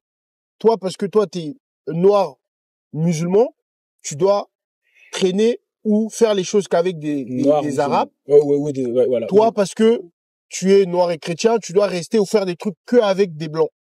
Parce Ou qu'ils des sont noirs et chrétiens. chrétiens. Ou Voilà, des noirs donc, chrétiens, mais déjà, pas avec, La religion, ça nous divise. Et encore, nos pays, nos ethnies, Oui, après, il y a une forte... nous, on est en France, on parle tous français. Mm. Mais pourquoi nous, en Afrique, toujours les ethnies? Donc, le tribalisme. Ouais, le tribalisme. Ah, eux là-bas, par exemple, nous, à Brazza, je vais voir sur TikTok des lives, les Lari et les Mboshi, ils s'embrouillent. En RDC, tu vas voir les Bakongo et les Baluba, ils vont se clasher. Mais vous êtes cons. Parce que normalement, vous avez le même papa, vous avez la même maman. Mhm. Donc déjà, comment est-ce qu'on va s'organiser pour combattre ou encore pour faire la compétition avec d'autres pays? Si nous-mêmes déjà, on est divisés dans le pays. Et typiquement, c'est important ce que tu dis. C'est comme là, le président de la République, il est originaire du Kasaï, tu vois. Donc c'est un Moulouba. Oui, oui. Donc il y a beaucoup de gens déjà, les Balouba, ils disent nous sommes au pouvoir. Mais en fait, c'est grave, tu vois. C'est la bêtise, C'est quoi. comme si demain il y a un président breton en France Ouais. et les Bretons ils se lèvent, nous sommes au pouvoir. Mais non, c'est pas toi qui es au pouvoir, c'est l'individu. Mais ça, c'est ce que Tu le vois. colon a mis dans la tête du nègre. Parce qu'il sait que tu aimes te faire fouetter. Donc, il te fouette, même intellectuellement. Moi, je suis désolé. Il faut Incroyable. qu'on se dise les Non, c'est choses vrai, c'est clairement. vrai qu'il y a beaucoup de tribalisme et de Déjà, même toi. nationalisme. Ouais, déjà, toi, quand tu as écrit ton livre, Mm. je vais te poser des questions claires. Réponds. Parce que ici, il faut qu'on se dise des vérités. Est-ce que tu as eu le soutien de certains Congolais? Est-ce que tu as contacté des gens? Alors j'ai contacté beaucoup de gens, Ouais. j'ai contacté pas mal d'influenceurs, etc. J'ai eu pas beaucoup de retours, mais dans ceux que j'ai eu, tu vois, typiquement par exemple, le premier retour que j'ai eu, c'est donc j'ai fait un long mail, bonjour, voilà, c'est pour l'est du pays, tout ça. La première réponse que j'ai eue, c'est bonjour, la promotion est payante. Ok. Bon, Sans alors, même vraiment te poser en des fait, questions. voilà. Parce que aujourd'hui, les gens, ils vendent leur visibilité, je peux le comprendre, c'est le business. Les gens, ils font leur truc d'influence, ils sont visibles.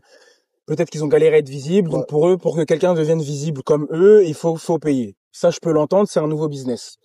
Mais tu vois, il y a même pas d'échange, que le premier truc que tu me dis, c'est la promotion est payante.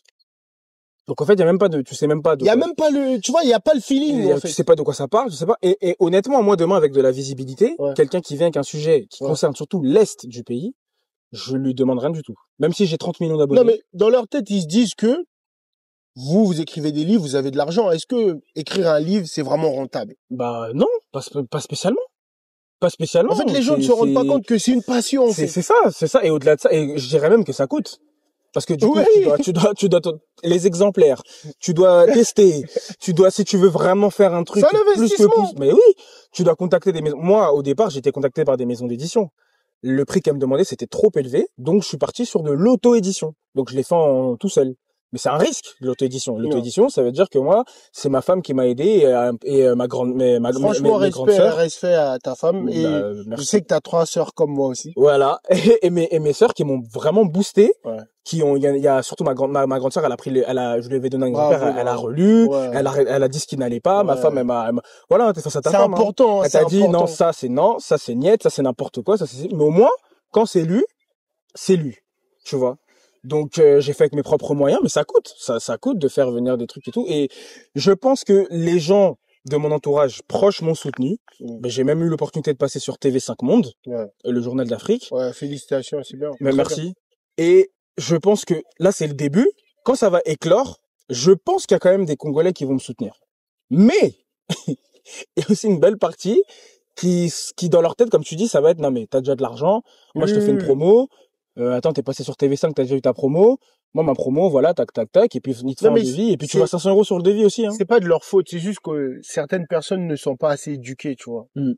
Ouais, savoir oui, je pense, oui. Le livre, c'est pas comme, tu viens, tu crées une entreprise, une start-up, t'as besoin d'investissement, des gens, t'as besoin, non, ça, tu dois mettre d'abord un peu le paquet. Déjà, tu mets de ton temps. Surtout du temps. C'est surtout du temps, ouais. Frère, parce que là, faut relire. S'il y a des fautes, parce que les fautes, c'est très important, faut faire attention. Il y a des trucs peut-être que tu peux oublier. Tout ça, tu vois. Mais j'allais te poser une question, faut pas que j'oublie. C'est quoi le plus dur quand on écrit un livre? Parce que moi, tu vois le podcast. Oui. Il s'appelle Mon Pourquoi. Ok. Mais à la base, c'est le nom du livre que j'étais en train d'écrire. Ah, ok. Je me suis dit que, mais je suis personne. Si j'écris un livre, qui va le lire? Je me suis dit, ok. Je me suis inspiré de Napoléon Hill et de la carrière de Kofi Olomide, qui est mon idole. Je le dis clairement, franchement, depuis que je suis petit, j'écoute, parce que ça force, en fait, se renouveler tout le temps. Je me suis dit, ok, je vais essayer d'interviewer plusieurs jeunes, parce que aujourd'hui, je trouve qu'il manque un truc dans notre communauté. Il n'y a pas vraiment un média ou encore un truc comme ça, où on peut parler des vraies choses sans parler de musique ou autre. Tu vois ce que je veux dire? Je me suis dit, je vais lancer ça et je vais essayer de rencontrer plus de personnes pour apprendre des autres. Peut-être que moi aussi, je pourrais apprendre quelque chose, on ne sait jamais. Tu vois, mais en le filmant, en le mettant sur Internet, je vais essayer de voir est-ce que je peux évoluer. Aujourd'hui, regarde, t'es le deuxième qui a écrit un livre qui passe. Donc, peut-être qu'il y a des informations que tu vas me donner. On ne sait jamais. Moi, tu sais, je suis venu... quand tu m'as envoyé un message, direct, je t'ai répondu. Ouais. Direct. On a échangé, on s'est appelé direct. Tu vois ce que je veux dire? Parce que pour moi, c'est important qu'il y ait plus de jeunes Congolais qui fassent ce genre de trucs. Parce que on va pas parler de nous que dans les vidéos de la SAP. La SAP, c'est de la merde. Tu vois ce que je veux dire? C'est un passif de fou, les gens, ils s'en rendent pas compte. Tu vois ce que je veux dire? Je préfère largement te soutenir, toi. Bah, c'est pour ça qu'on est connu en plus. Hein. Voilà, on est connu pour de la merde. Ouais, la SAP, la musique, les femmes, etc. C'est vrai que ça fait mal. Dis-moi, est-ce que ton père, quand il t'a mis au monde, il voulait que tu deviennes sapeur? Non, de toute façon, c'était clair. Je t'ai dit, il m'a fait asseoir devant la musique, les choses comme ça. C'était plus par amour pour la culture et pour la connaissance que pour... Parce que lui, typiquement, parfois, il était en contact avec certains musiciens. Oui. Et moi, je lui disais, oui, j'ai envie de voir un tel et tout. Il me disait, non. Tu vas pas voir un tel, fais tes études, fais tes trucs et tout. Si la musique, demain, c'est un truc que tu apprécies et tout, on verra. Pour l'instant, tu fais tes trucs, tu fais tes trucs et tout, mais il voulait surtout pas que je devienne comme on dit, les Congolais du milieu, tu vois. Donc, c'est pour tout ça que je me suis dit, ok, je vais d'abord faire mon podcast, je vais essayer de faire ceci, cela, apporter un nouveau truc dans notre communauté, et pourquoi pas le sortir après. C'est pour ça que je te pose justement la question le plus dur quand tu écris un livre. Est-ce que c'est le temps? Est-ce que c'est l'argent? Déjà, le plus dur, c'est le temps. Hein. En vrai, comme on a dit quand on a parlé de la partie finance, l'argent, ça vient, ça part, quelque part. Hein. Je dis pas qu'il faut... le message, c'est pas qu'il faut claquer tout ce qu'on a, etc. Mais en vrai, l'argent, il y a quelque part toujours des moyens d'en refaire un peu. Tu peux trouver un autre travail, tu peux faire un business, voilà. Mais le temps, là aujourd'hui, on est, je crois, le 21 septembre 2024, pendant qu'on tourne ce podcast, il n'y aura plus jamais de notre existence un 21 septembre 2024. Ouais. Donc tu vois, déjà le truc le plus important, c'est le temps.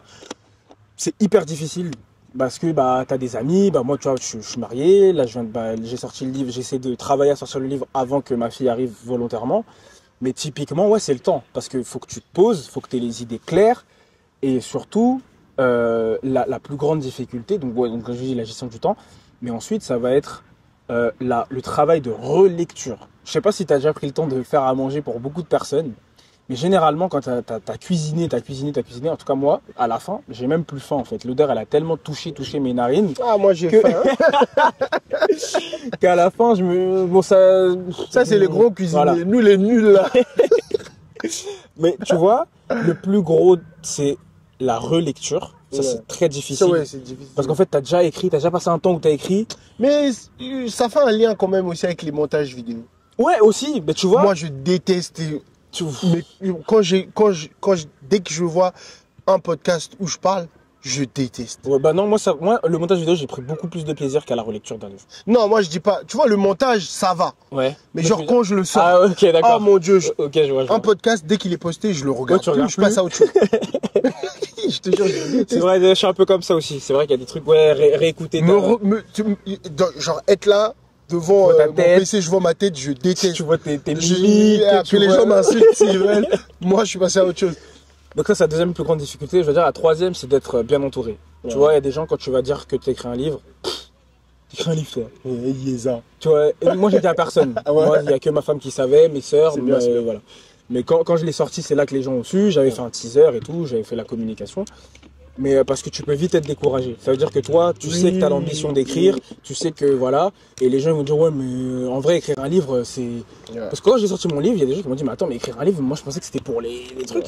Bah en fait non, tu vois que non, enfin en fait c'est... Non, même nous à notre échelle. Bah oui, t'as ton Word, t'as un Word sur ton ordinateur, t'as une idée, tape, c'est tout. Donc je pense que la plus grande difficulté c'est ça. Et après, dans l'écriture du livre, vraiment ce qui va être difficile, ça va être, c'est si tu parles à des mauvaises personnes qui vont te décourager dans ton projet. En fait, il faut que tu t'entoures bien.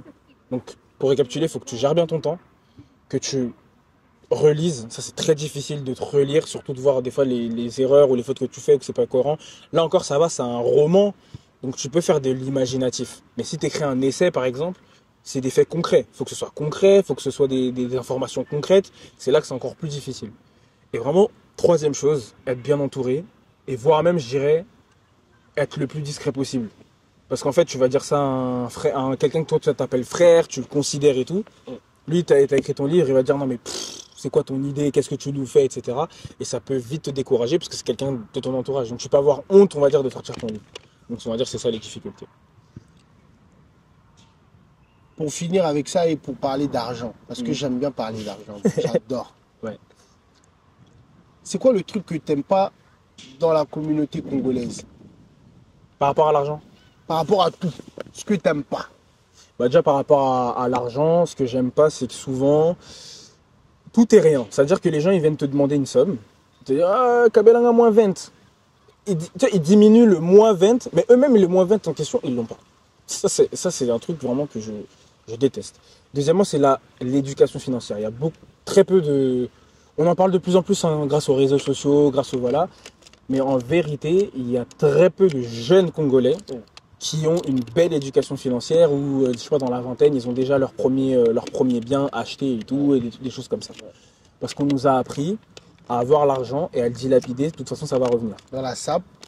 Voilà, dans la SAP, dans les Nganda, dans les Likelemba, dans les Likelemba, ça va quand même un petit peu parce que... Ça dépend. C'est des économies en gros. Ça dépend. Si tu utilises bien. Si tu l'utilises bien. En fait, c'est typiquement... Tu fais pas le Likelemba par exemple pour t'acheter des Gucci, frère. Bah certains si, moi c'est ça que je dis. Ouais, bon, c'est ça que je dis. Non. C'est ce Likelemba là dont je parle. Non. Sinon, parce que ça aide, hein, quand il y a des enterrements, quand il y a des trucs comme ça. Oui, ça en tout cas, les Congolais, en tout cas, cette générosité-là, on est vraiment généreux. Ça on l'a, oui, ça on l'a. Mais il faut qu'on apprenne dans notre... On peut compter sur les autres. Mais dans cette générosité, il faut qu'on apprenne à gérer. Et ça, des fois, on ne comprend pas, tu vois. Et typiquement, dans La chèvre de ma mère... Non, nous, on est ma Boko Bank. Tu vois, dans Ricardo Kanyama, ce qu'il explique dans son livre, c'est ça, c'est que quand il a bâti sa société, à peine les premières entrées d'argent, il y a ses frères qui venaient. Ah bah c'est bon, maintenant t'es riche, donc maintenant, plus que t'es riche, bah nous tous on est riches. Mais non, c'est pas le cas, tu vois. Et c'est ça qu'il dit. Il dit, mais c'est l'argent de la société en plus. Je peux pas te donner l'argent de la société. Okay. C'est l'argent de la société. Ça, on va dire, c'est le truc que j'aime pas. Les autres choses que j'aime pas, peut-être dans l'éducation, en tout cas l'éducation congolaise, c'est que parfois, je trouve que ça a changé. Et moi, j'ai vraiment eu la grâce d'avoir des parents avec lesquels je peux échanger. C'est-à-dire que moi, je le dis tout le temps, ma mère, c'est déjà arrivé qu'elle me frappe, mais qu'elle vienne et qu'elle s'excuse et qu'elle m'explique pourquoi elle m'a frappé. Ah, c'est bien ça. Alors que, moi j'ai des cousins, ils se faisaient... Même s'il avait raison ou tort. Ils se faisaient frapper. Pas d'explication, pas de rien. Moi, ma mère, souvent, elle m'explique, regarde, si je t'ai tapé, c'est parce que là, excuse-moi, elle me prend dans ses bras, ça m'a marqué jusqu'à aujourd'hui, tu vois. Donc, un truc que moi je dis qu'il faut qu'on change, c'est aussi le manque de dialogue entre les enfants et les parents. Typiquement, les jeunes filles, tu vois, moi j'ai des sœurs. Quand elles ont grandi, mes sœurs, oh, pas de garçon à la maison, pas de grossesse à la maison, tout ça, tout ça. En fait, tu lui parles de grossesse, elle a 12 ans. Ouais. En fait, dans sa tête, elle sait même pas de quoi tu lui parles. Demain, elle a 20 ans. Ah, tu n'as personne à me présenter? Alors que de ses 12 ans à ses 20 ans, tu lui disais que, en gros, avoir un copain ou autre truc, c'est forcément avoir une grossesse. Tu vois, ça, par exemple, c'est un truc qu'il faudrait changer. En fait, il faut qu'il y ait un échange. Il faut savoir parler, en fait, les enfants avec les parents. Je pense que eux, dans leur mentalité, les parents, ils se disent, nous, avec nos parents, c'était pas comme ça, donc on fait déjà, on donne ce qu'on a reçu. Et peut-être que leur crainte, c'est, s'il y a dialogue, il y aura forcément manquement de respect. Ce qui n'est pas le cas, tu vois. Et un parent congolais, tu lui dis demain non, ça t'avais mal fait, j'avais pas apprécié. Et n'oublie pas que quand t'étais petit, c'est moi qui ai payé, c'est moi qui... Mais finalement... Alors que tu l'as rien demandé, c'est lui... Déjà, ça c'est la première des choses. Et deuxièmement, bah, c'est pas parce que t'es plus... Moi en tout cas, c'est ma mentalité. C'est que demain, avec mes enfants, si j'ai mal fait quelque chose, il faut qu'elle... Après, avec l'art de le dire, faut pas arriver, ouais, attention toi, non. Mais dans le respect, papa, ce que t'as fait, mais j'ai pas apprécié. En plus, voilà, moi j'ai dit, donc je crois au Seigneur Jésus-Christ, et la Bible elle dit que parents n'héritez pas vos enfants. Ça, tu vois, les parents, ils le disent jamais. Les parents africains, pas la majorité, ils connaissent la Bible, et ils sont toujours dans le honore ton père et ta mère. On a dit qu'il faut honorer ton père et ta mère. Mais ils ignorent l'écriture qui dit parents, n'héritez pas vos enfants. C'est dans les deux. Non, mais mais c'est dans les deux sens. C'est vrai, c'est vrai. Il y a cette écriture-là qui dit que parents, n'héritez pas vos enfants. Ouais, vrai. Et tu vois, ça, typiquement, je l'ai trop vu des personnes qui ont aujourd'hui des traumatismes parce qu'en fait, elles n'ont jamais eu l'opportunité de parler avec leurs parents. Elles, demain, elles ont des enfants. Tu vois, maintenant, la mamie, elle est très contente parce que son enfant a eu un enfant. Elle essaie d'être proche et tout. Mais du coup, il n'y a pas de dialogue parce qu'en fait, en amont, c'était juste et des bonnes notes à l'école, fais à manger, sois une bonne femme à la maison, demain quand tu seras dans ton mariage, fais ci, mais il n'y a jamais eu de « Ah, tu sais ma fille, t'es belle aujourd'hui, regarde, qu'est-ce que tu as appris à l'école ?» C'est important, c'est important. Pas de conversation sur ça. Tu vois, moi, par exemple, pour finir, j'ai des amis congolais où ils allaient au foot ou des choses comme ça, jamais accompagnés par leurs parents. Ouais. Tu vois, ils sont dans leur projet. Ouais, mais même pas seulement congolais, hein, même des... Oui, ou noirs, tu vois. Notre communauté, bon, en tout cas, on a connu beaucoup de parents irresponsables aussi, quand même. Tu vois, moi, je sais que quand j'allais au foot, c'était les samedis à 14h et je me souviens qu'à chaque fois, les enfants, moi je sais que je jouais avec des Nigérians, des Ghanéens ou même des Congolais, il y avait tous les parents de nos amis blancs, tu vois, tous les parents étaient là, des fois il y avait même la mamie ou la tante qui venait parce que bah, c'est son neveu ou son petit-fils ou son fils qui joue au foot. Qui perdent, qui gagnent, qui pleuvent, je sais pas quoi, ils accompagnaient l'équipe. Et nous, nos parents, à chaque fois, ils étaient pas là, tu vois. C'était, wow, bon, c'est le foot, et quand tu rentres, ah, papa, j'ai marqué, tout ça, c'est bien, c'est bien. Là, au début, ils s'en fichent. Quand toi, demain, tu vas grandir, tu vas être pro, tu auras de l'argent, tu vas dire que, ouais, et tu vas dire. On était là. Et que tu vas oser dire, mais papa, tu m'as pas accompagné, nana. Oh, je suis ton père, de toute façon, si je dis une parole, je peux te motiver. Mais pourquoi, en fait, pourquoi on est toujours dans ce tu peux pas revendiquer en fait. Ouais. Dès que tu dis quelque chose, ouais, nous, moi je suis ton père, oh, Nazan Zambenayo est assez, je suis ton Dieu sur terre. Je suis ton Dieu sur terre, donc si tu fais quelque chose. Comme dans le livre. C'est vrai, hein. Donc, il y a un côté où il y a le lingala après il y a le français. Si tu fais pas ça, moi si je veux, moi j'ai la grâce, j'ai pas eu des parents comme ça, mais ouais, généralement c'est ça.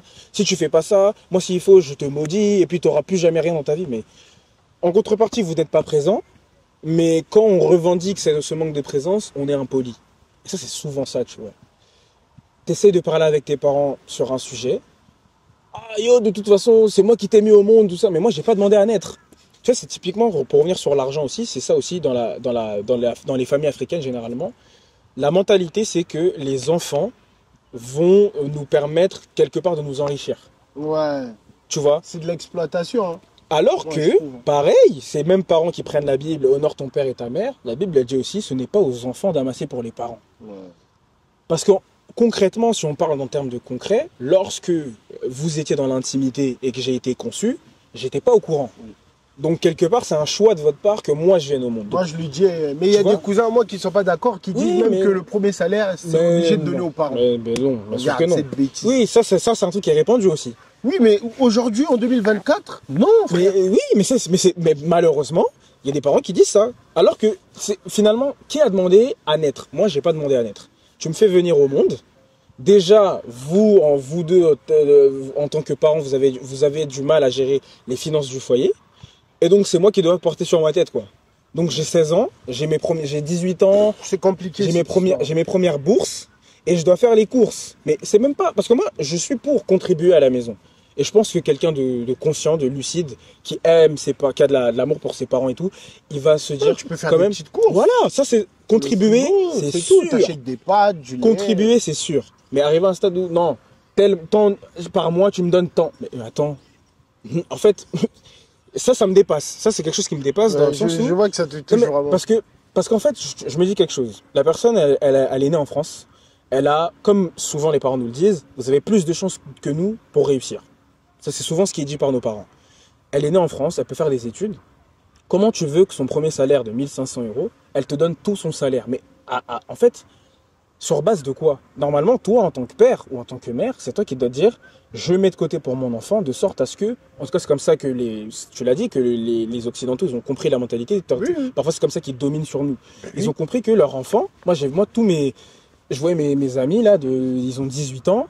À 18 ans, ils ont une voiture qui peut leur tenir pendant encore 5 ans. Parce que depuis leur naissance, les parents ils mettaient de côté. de l'argent. Et peut-être qu'ils ne gagnent pas des masses, mais ils ont compris le fait d'économiser 20 balles tous les mois, frère, en 18 ans, ça te fait, tu peux t'acheter une voiture, tu peux même faire un apport pour un appartement. Exactement. Alors que nous, on achète des baskets. Et si tu dis, t'as le malheur de dire non, je mets de côté. Moi, j'avoue quand même, ma mère, elle l'a fait pour nous. En fait, moi je parle pas de mon expérience à moi. Elle l'a fait pour nous. Moi, je parle pas de mon expérience à moi. Oui, non, mais on essaie de généraliser. Voilà. Ce qui est répandu, généralement, c'est, t'as de l'argent. En fait, j'ai des exemples comme ça. Je suis avec un pote. Oh, ma mère me demande si mon salaire il est arrivé. Et je dis, mais pourquoi elle te demande si ton salaire il est arrivé? Je comprends pas. Elle me demande si mon salaire il est arrivé parce qu'en gros, à la maison, il y a des trucs à payer. Mais attends. Non, mais il y a des parents qui exploitent les enfants. C'est quand même pas à toi, toi enfant, de te dire, si toi tu veux aider pour payer une facture, pour contribuer, tu peux. Et je t'encourage, fais-le. Mais tu peux pas arriver à un stade de dire, tous les mois, j'ai 350 € qui sortent de mon salaire alors que je gagne 1200 € et que tout cet argent, en vivant encore chez mes parents, je peux tellement mettre de côté et acheter une première résidence ou une voiture ou en tout cas investir dans quelque chose de plus concret qui va m'aider à m'aider plus tard. Ouais, parce que tu sais, la voiture, ok, c'est un passif, mais la voiture, elle te permet quand même d'aller au travail. Elle permet de gagner de l'argent. Tu peux faire avec une voiture, tu peux faire Uber avec une voiture par exemple. Il y a plein de trucs. Mais c'est quoi les trucs que tu aimes aussi le plus? Ce que j'aime le plus, c'est le respect, l'installation du respect pour les aînés. Et on a gardé quand même beaucoup de principes de vie. Et je trouve qu'ils s'apparentent à la Bible. Et tu vois, ces principes de vie qui consistent à dire donc le respect, la générosité, la joie. Il y a beaucoup de joie dans nos communautés, on aime bien être ensemble, rigoler. Typiquement, il y a le théâtre congolais, par exemple, tu vois, on aime bien être ensemble, rigoler. Ce que j'aime beaucoup aussi, c'est le côté artistique. Tu vois, on est des artistes, enfin voilà, il y a des tontons qui me font c'est naturel. En fait, c'est naturel. Ouais, c'est naturel. Tu sais que ce tonton-là, quand il arrive, tu sais que tu vas rigoler. Ah, t'es mort. Tu sais que tu vas passer un bon moment. Ouais. Même si t'es énervé. Exactement. Il va détendre l'atmosphère, il va te parler de trucs, tu vas rigoler. Et donc, je trouve qu'on a gardé On est généreux aussi, frère. On est très généreux. Très généreux. Numéro 1. Juste en termes même de nourriture. Hein. Moi, je sais que parfois, on est 5. Mais tu vois, maman, elle fait plein de types de repas, etc. Moi, j'aime pas les gens qui divisent la RDC, le Congo, Brazza. J'aime pas. Oui, ça, pareil. On parle la même langue. C'est pareil. On a les mêmes têtes. Tu vois ce que je veux dire? Mais ça, c'est encore colonial. Normalement, tu vois les gens en Afrique, ils sont pas comme ça. C'est nous ici, frère. Mais c'est encore colonial. Moi, j'ai des oncles de la RDC que je considère plus que certains de mes oncles biologiques. Tu vois ce que je veux dire? Moi, j'aime beaucoup aussi... on arrive vraiment, quand il y a un décès, on arrive vraiment à être ensemble. Même quand il y a des problèmes, on oublie tout. Tu vois ce que je veux dire? On va remettre la guerre après. Mais là, à cet instant-là, on met de côté. C'est vrai. C'est vrai. Moi, je suis parti plusieurs fois au bled, mais c'est impossible que je crève de faim. Je vais manger chez l'oncle là-bas, chez la tante. Franchement, ce côté-là, il n'y a pas de problème. Et toi, comment tu comptes éduquer tes enfants financièrement et tout? Bah moi, ce que j'espère Là, faire c'est ma mettre en partie place, préférée. ce que j'espère mettre en place déjà en termes de finances, c'est dès le départ qu'il y ait un compte et que plus tard, elle puisse toucher à l'argent que nous on a mis de côté, tu vois. Moi, je pense qu'il y a beaucoup de gens qui ont eu des comptes, mais les parents ils ont quand même plongé Ils ont dans, dilapidé. ouais, ils ont touché dans le compte. Ouais. Donc je pense déjà ça financièrement, lui apprendre que, comme moi mes parents ils m'ont un peu appris, hein, tu vois, tout ne tombe pas du ciel. Mm. Quand tu veux quelque chose, il faut l'obtenir. Ça Ouais. peut être au prix de voilà, travailler bien à l'école, tout ça, parce que l'argent, ça, c'est pas quelque chose comme ça. C'est pas un truc qui, voilà, tu as besoin de 250 euros, je te sors 250 euros comme ça. Je pense que moi, c'est cette éducation-là que je veux donner en tout cas, et qui puisse être, leur apprendre aussi le sens de la valeur de même un euro, tu vois.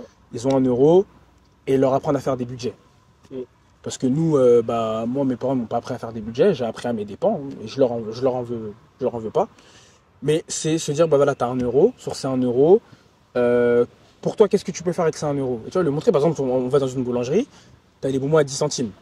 Sur ces un euro, tu peux acheter 5 bonbons, par exemple, et le reste, tu peux acheter une sucette. Ouais. Donc, tu vois, avec un euro, tu peux avoir deux types de produits différents. Et voilà, c'est des choses comme ça que moi, j'aimerais bien mettre en place pour que l'enfant, en grandissant, quand l'enfant aura ses bourses, ouais, c'est parce que ses premiers trucs, c'est les bourses ou l'argent de poche à des anniversaires, des choses comme ça, qu'il sache se dire, bah, j'avais envie de m'acheter, je sais pas hein, ce que l'enfant va aimer, mais je sais pas, j'ai envie de m'acheter une paire de chaussures. J'ai 100 euros. La paire de chaussures, elle coûte 90 euros. Est-ce que c'est pertinent pour moi de l'acheter tout de suite ou est-ce que j'attends un peu avant de l'acheter? J'ai envie que l'enfant il ait cette réflexion-là plus tard, tu vois. Ça, c'est sur l'aspect financier. Sur d'autres aspects, tu voulais aussi ou juste Oui, sur mais l'aspect financier? genre, par exemple, est-ce que tu prends déjà le devant par rapport à ses études? Oui, oui, du Est-ce coup, qu'il oui. faut déjà commencer? Parce que tu sais, ça, c'est un grand problème. Certains parents, ils attendent quand l'enfant va grandir, Non, je pense que c'est un truc qu'il faut faire faire des dès le début. crédits, des trucs comme ça. Non, Ça, ça appauvrit. je pense qu'il faut le qu'il faut faire dès le début. commencer. Et comme tu disais, 20 euros, c'est pas une petite économie au cumul.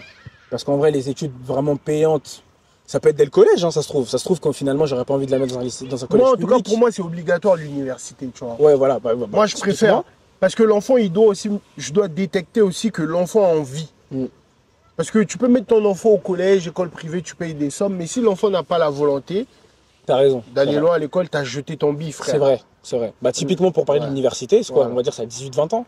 Ouais, Donc, 18 ans. on va dire là, ouais, tu peux avoir 18-20 ans pour mettre 20 euros de côté à peu près par mois pour ne pas être en. Je pense que c'est quelque chose à faire dès le début, pour moi en tout cas. Après, peut-être qu'il y a des gens qui n'ont pas vu ça, qui ne voyaient pas loin, qui n'ont pas eu la capacité, je sais pas, tu vois. Mais pour moi, c'est quelque chose qu'il faut faire dès le début, de sorte à ce que, comme tu dis, pour éviter bah, les crédits, après, ça en fait ton argent il est embourbé dans plein de choses. Après, c'est difficile. Ouais. Est-ce que t'as aimé le podcast? C'était super bien, enrichissant, bah, des deux côtés, hein, puisque j'ai appris des choses aussi. Et ce qui est bien, c'est que c'est une conversation. Ouais. On discute, on échange, et dans le but de s'apporter chacun des richesses. Je t'ai senti un peu différent que la dernière fois sur TV5. Ah bon, pourquoi? Je sais pas, ici j'ai l'impression que tu peux faire ce que tu veux. Bah dire ce oui, que bah tu après je pense que veux. TV5 c'est plus c'est structuré, Ouais, il y a le timing voilà, aussi, puis tu les vois. timings, t'as 7 minutes. Non, mais aussi, c'est aussi ça le truc d'être entre frères. Tu vois ce que je veux dire? Et pour finir, tu penses quoi du podcast? Je pense que je recommande en tout cas pour les personnes qui ont envie de s'intéresser à la lecture, des choses comme ça. Et ce qui est très important dans ce que tu fais, c'est que ça éveille les consciences de la diaspora, en fait, des jeunes aussi. Et surtout, ça permet de comprendre et de savoir que ouais, on peut être jeune et on peut écrire des livres. On peut être jeune et on peut avoir un sens critique sur des choses politiques. Ça ne veut pas dire qu'on est des politiciens. On voit ce qui se passe et on se dit qu'on veut revendiquer quelque chose. Et surtout, la force de l'ère dans laquelle on est, c'est que c'est répandu grâce aux réseaux sociaux. Donc je pense que ton podcast, il aide à ouvrir les yeux et sur tous les domaines. Ça veut dire qu'on peut être, comme je me répète, hein, mais être conscient que, ah mais en fait, le jeune Xavier là, de 25 ans, il a écrit un livre. Ben, moi aussi, je peux écrire un livre en fait. Voilà. Tu vois? Donc c'est ça, c'est que réaliser que les choses sont à notre portée, que c'est pas toujours les gens de l'extérieur ou Il n'y a pas que les riches qui peuvent s'exprimer. Exactement. Ou seulement les artistes dans les plateaux. Exactement. Ah, mais la lecture. Vous pouvez aussi venir, on va parler des vraies choses. Franchement, c'est. Voilà. Après, je vois aussi des trucs comme ça, congolais, il y en a plein, mais Oui, ça commence à venir. Ça commence à venir. C'est un peu différent parce qu'ici, tu vois, c'est un peu plus, tu vois, on s'amuse, on rigole, on parle, tu vois, des choses sérieuses et en même temps, il y a le divertissement aussi, tu vois, on rigole, il y a 2-3 mots en africain pour ne pas seulement dire lingala, tu vois. Donc pour moi, c'est un plaisir. J'espère, si on a d'autres sujets, si on peut essayer de faire encore d'autres vidéos, de toute façon, on garde contact et bon courage pour le livre. Merci. N'oubliez pas, il faut acheter le livre. Hein. Disponible sur Amazon pour l'instant. Disponible sur Amazon. On va mettre le lien dans la description. C'est très important. Et j'espère que tu vas vendre. Hein. Et j'espère que tu vas faire la suite pour nous dire ce que devient Amani. Ce que devient Amani, Mbemba. J'ai pas envie de rentrer dans les détails, tu vois ce que je veux dire. Donc aussi au courant et bon courage. Hein. De toute façon, moi, si j'ai besoin de finaliser mon projet, je vais essayer de te contacter. Si tu as 2-3 astuces pour moi. Donc, merci beaucoup. On se tient au jeu en tout cas. Continue tes vidéos. Moi, comme je t'ai dit, hein, même si tu as 200 abonnés, fais tes vidéos pour tes 200 abonnés. Moi, j'ai fait mes vidéos, frère.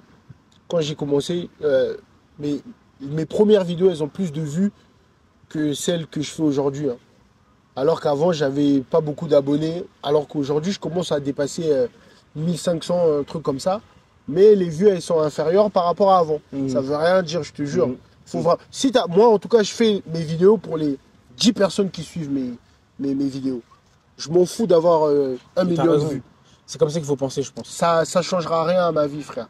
Moi, s'il y a 10 personnes qui suivent, je fais pour eux. Moi, le plus important, c'est un kiff.